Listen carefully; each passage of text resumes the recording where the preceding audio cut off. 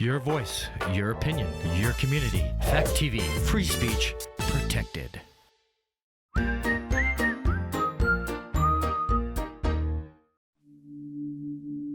I talk, you listen, or you turn the channel. Either way, I'm still gonna talk.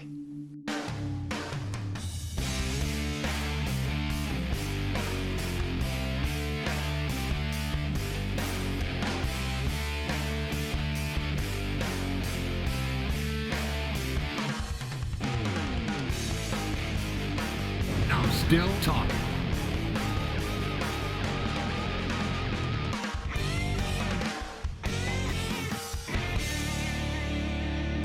Welcome to Still Talking.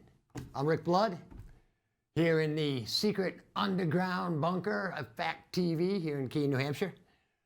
And we're going to go back to, because after watching the last episode, I kind of went off the rails a little bit at the end when I was talking about minimum wage stuff, and I didn't actually get to my point that I was going to make. So I'll make that in a minute. But let me start with what's been bugging me the most this weekend.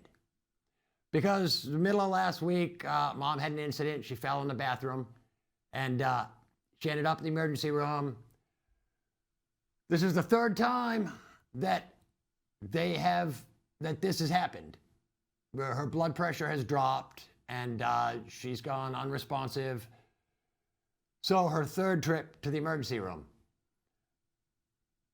Still no answers as to what's causing it. They did, however, diagnose her with the COVID. Now remember, this is an 83-year-old lady who doesn't leave the house. And she's only exposed to like 3 people. So they wanted to keep her overnight. They said, well, when we were walking her around, her oxygen levels dropped. Well, okay. So they kept her. Now she went to the hospital in a set of clothes, pants, shirt, underwear, socks, and slippers. So when I got to the hospital and they said that they were going to keep her overnight, the pants had been ruined, the underpants had been ruined. The socks and shirt she still had, and the slippers she had. So I brought down a bag with a clean pair of pants, underpants, and a clean shirt. So when we were in the emergency room, I put the slippers and her other shirt in the bag with the clean shirt and the pants and all that stuff, right? Okay. You following me so far? I know it's complicated, but, you know, it's clothes. So they took her upstairs, got her into her room. They assured me that if you just left her stuff on the bed with her, it would go up to her room with her. Okay. They kept her overnight. The next day when I showed up to pick her up, she's got her pants on and everything else in the bag, including her slippers, were missing. And apparently they had given it to the lady that was her roommate who had got discharged about 10 minutes earlier and left with Mom's stuff. It's not her fault. It's the hospital's fault. Now, let me tell you, this is one of the reasons why people don't have any faith in the healthcare industry. Because people don't do their jobs. They don't pay attention. Meanwhile, out at the nurses' station, it's like party friggin' central.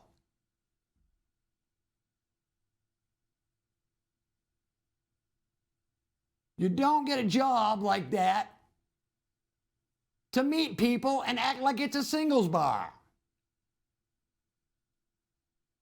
If you're working in the healthcare industry, your first thoughts, your first and only thoughts, should be on the patients and the stuff that they have with them. If they can't take care of a small bag of clothes, how the hell can they take care of somebody's health? That's all I'm saying. And it's gone downhill for years. And if it wasn't for being my mother's caregiver, I would have nothing to do with the hospital until my pain threshold was at a 10. And anytime I've ever gone into the hospital because something's been wrong, that's when I go to see the doctor, when something's wrong. I don't go when I'm healthy because he'll tell me something's wrong. That's the only way he makes money. Doctors and the healthcare system make no money if you're healthy. Remember that. So, it just irks me. So I had to go out and buy Mom some new shirts and some new underpants and socks and a new pair of slippers. And you know, because she's 83 and she has dementia, she doesn't go and shop for herself. It's hard. So, oh man, and not to mention, you know, the bills. Oh sure, they'll still bill you. And when I mentioned it, I had a follow-up call from one of the nurse people there from the hospital. I'm not sure exactly who she was, case manager or whatever. And I mentioned to her I wasn't thrilled with the hospital and told her what happened. She says, oh, well, you can call patient relations. You have the patient relations number, don't you? And I'm like, patient relations, I'm going to get, oh, we're so sorry, nothing we can do about it. Yeah, I don't need to waste my time with patient relations. I do a TV show. So here you go, Dartmouth, Hitchcock, Keene. Hats off to your incompetence. You drive me friggin' nuts. And on top of that, Mom's primary care physician is now moving to a different place. I'm not going to argue because, you know, it's closer to the house. But still, you know, over the past 2 years that I've been taking care of my mom, her primary care physician retired and she got a new one. Her diabetic person that handles all her diabetic stuff retired. We got a new person. Her podiatrist retired. Remember, this is a woman with diabetes. Her podiatrist retired from the hospital, who used to do a fantastic job. Dr. Fashada, one of the best. When he retired, she hasn't been given a new foot doctor since he retired. And to me, that's kind of dangerous for a person with diabetes. I don't know. It just, God, it makes me crazy. You know, if you get hired to do a job, you do your damn job, you pay attention, you do the job to the best of your abilities. And if that's the best of their abilities, I'm not buying it. They don't deserve the money they're making.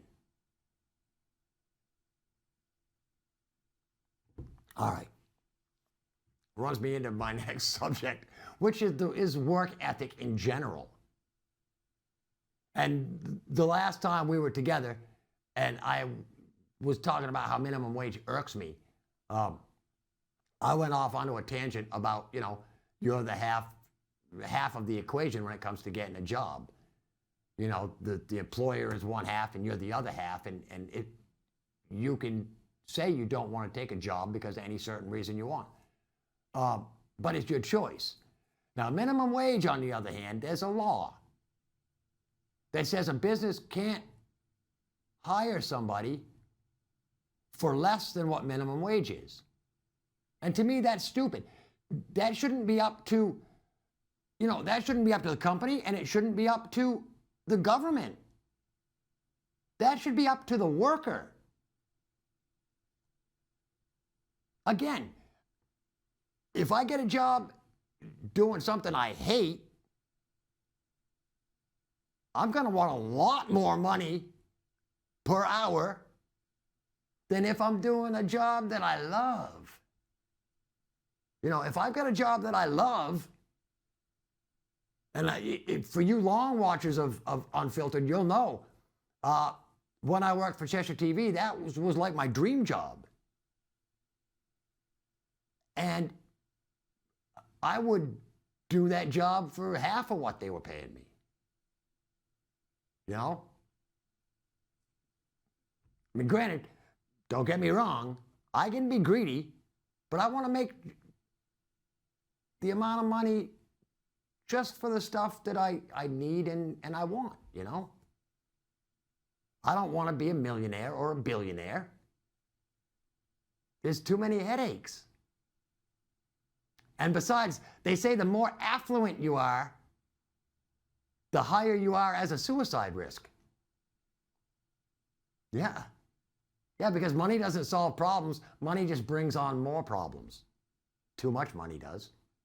So, anyway, minimum wage should be up to the employee. I mean, there's no backlash when people volunteer to work for nothing. So why not somebody that says, you know, I'll work for you for $4 an hour, or I'll work for you for $6 an hour. Or if you want me to do that, you're going to have to pay me $30 an hour. You know, it's all, again, we are individual people. We all have different needs. We all have different wants. But it should be up to you to figure out which way you're going to go. I mean, hell, if I can undercut a competitor in the workforce just by saying I'll work for $1 less than him, guess what? You know, I'll have the job and he won't. It's that simple, you know, or it should be that simple. I mean, during the winter, I snow blow some driveways around Tanglewood. You know, for some of the older folks, and a lot of my neighbors are fixed income, retired people, older folks that can't get out and do the stuff that they used to do. I'll go over and snow blow their driveway. They'll say, well, how much do you want for that? I'll say, don't worry about it. You know? I mean, you do what you do. Some people would go, hey, do you want to get snow blowed out? $20. I could do that. You know, I might make a killing charging these old people money because they can't shovel their driveway and they depend on somebody else to do it. But everybody else is greedy. That's what it is. It's the greed aspect in life. You know, we're all greedy to an extent. I try not to be greedy. When I've got certain things in my life that I like to do, I just want to finance that. You know, and it's nothing, you know, it's not trips around the world. It's not fancy cruises and you know, 5-star restaurants. It's simple little things that I want to do, that I like to do. Some of them cost money, such as traveling to air shows. So, you know, and I live by my means. So the more money I make, the more things I can do. Plain and simple. Yeah. So anyway, that's what I wanted to say about the minimum wages.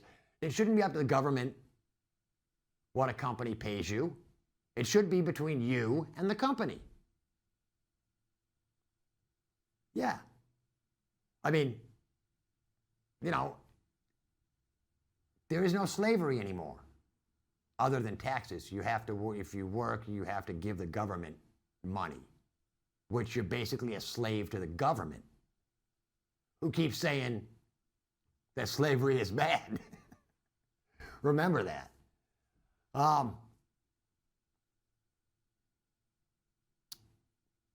want to say anything else about that? No. Not really. A lot of it has to do with work ethic. Nobody wants to pay you $15, $20 an hour if you're going to stand in the damn shop looking at your cell phone all day. And yes, that happens. Some of these younger kids, you can't take their cell phone away from them for a minute. You know? And there should be rules. In the workplace, cell phones go in a big basket far away from the production. That way, you concentrate on your damn job.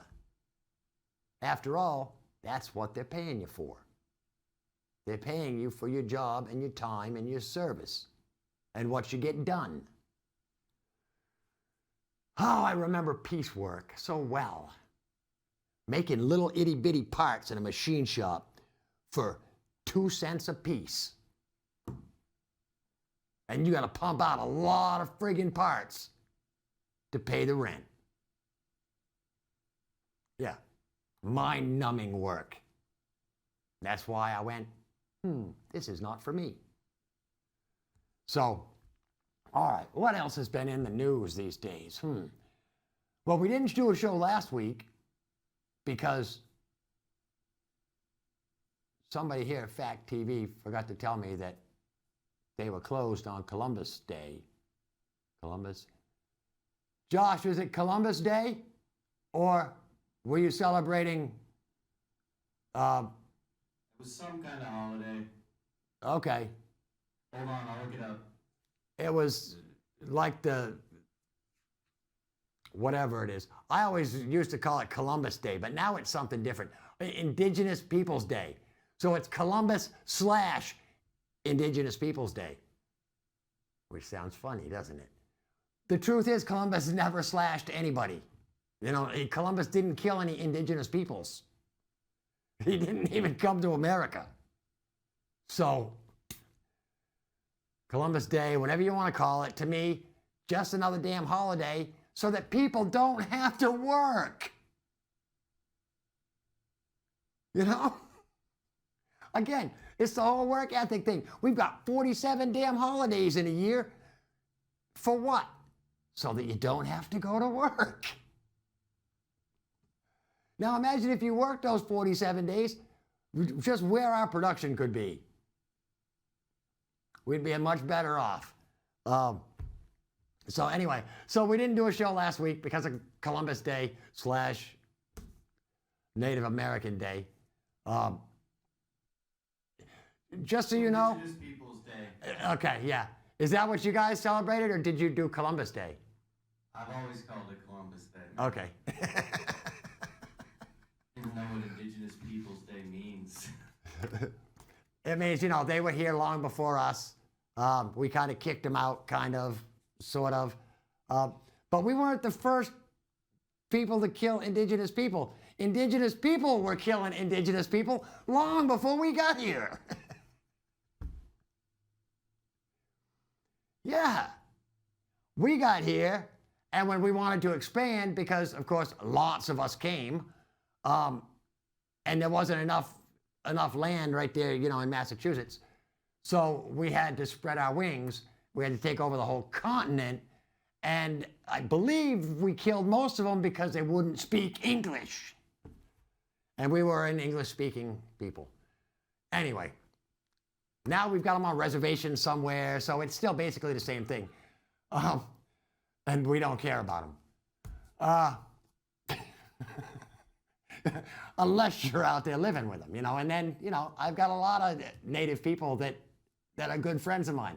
Some in New Mexico, some in Arizona. I met a lot of them while I was driving truck.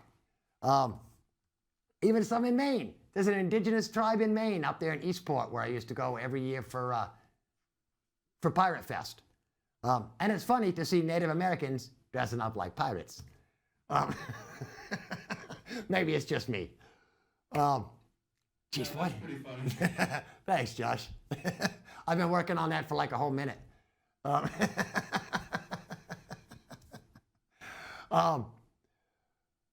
One of these days, we're going to show you Josh. We'll put a camera in the control room one of these episodes, and we'll show you Josh. Sitting in there just doing what he does. I don't want to scare your audience. That's fine. They've seen worse. Geez, what else? It seems to me there's something else in the news that's going on. Oh, yeah. The huge war in Israel now. We're past the blue and yellow stuff. Take the blue and yellow down. Time to put up the white and blue, which is Israel's colors. Apparently, 2 weeks ago, Hamas, which is an Iranian-backed terrorist group, much like ISIS, swarmed the Israeli border. Of course, they've been firing missiles into Israel for years and years now. They swarmed into Israel, went into people's houses, killed babies, old people, beheadings, burning people alive, took a crap load of hostages back into Gaza, which is a little Palestinian state that's been carved out, that everybody says Israel attacks regularly, but I don't think they do. So Hamas came in because Hamas runs Gaza. For some reason, they got elected into power by the Palestinians. Now, the Middle East is a tough place because it all centers around the major religions. And this isn't so much government-type war as it is religious war. Muslims hate the Jews. Arabs hate the Jews, you know, because their religion and the Jewish religion and the Christian religion, basically every religion in the world besides the Far East religions, have an origin in the Middle East. Which kind of makes you think, maybe it is only one God. All the stories lead back to the same place. All of them. No matter what your beliefs are or who your God is, everything tracks back to the same place, geographically. So, you know, I'm not any type of scholar or mental gymnast or anything, so, you know, don't take my word on it. Study up if you want to study up. If you've got that much time, but you're going to be looking back 2,000 years, at least. Because like the indigenous peoples, the people in the Middle East have been killing each other long before any of us were even thought of. And that's just the way that it has been. So Israel is going to strike back at Hamas. Meanwhile, Iran keeps saying if Israel attacks Gaza, they're going to step in and get involved with their other terrorist groups in the area because their slogans are death to Israel, death to America. And then I see all these protests and stuff that back Hamas and the Palestinian people.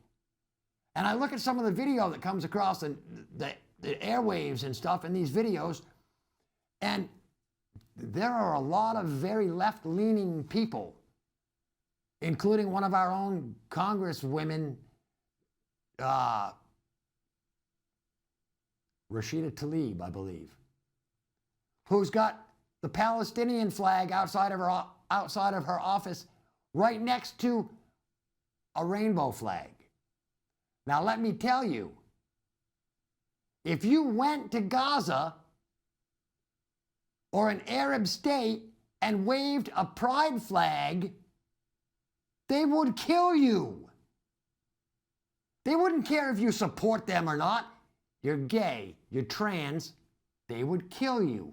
They would hang you, they would throw you off a tall building, they would stone you, and not in the fun kind of stone way. Man, these people are animals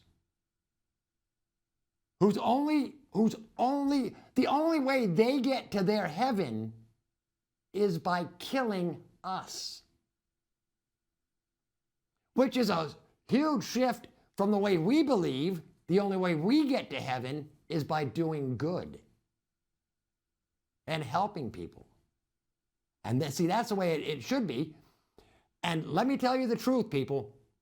here in the United States, we do not have the stomach for war.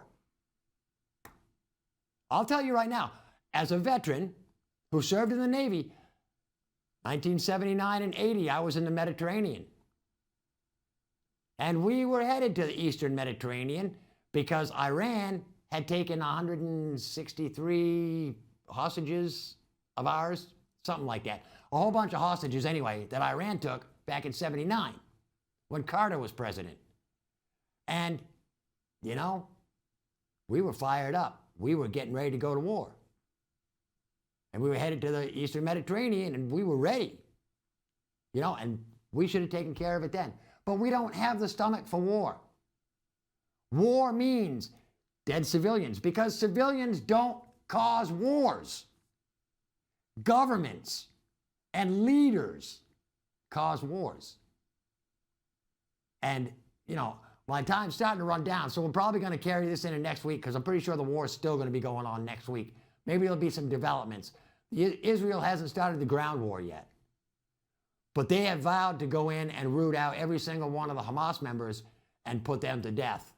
And we should be doing the same because they killed Americans too. And we should be on Iran. And Lindsey Graham said he thinks that if Iran ramps this thing up, we should bomb their oil refineries. And yeah, I believe we should bomb their oil refineries and their nuclear capabilities. Yeah, whether it's us or whether it's Israel, because Israel has a badass military as well. And, you know, we're going to find out over the next month or 2 months or year or however long this thing takes. But Israel has vowed not to stop, and they shouldn't have to stop. So, anyway, I believe my time's running out, and I'm just waiting for Josh's signal for the, 5-second countdown or whatever. But, it's time. I'm Rick Blood. This is Still Talking. Until next week, peace.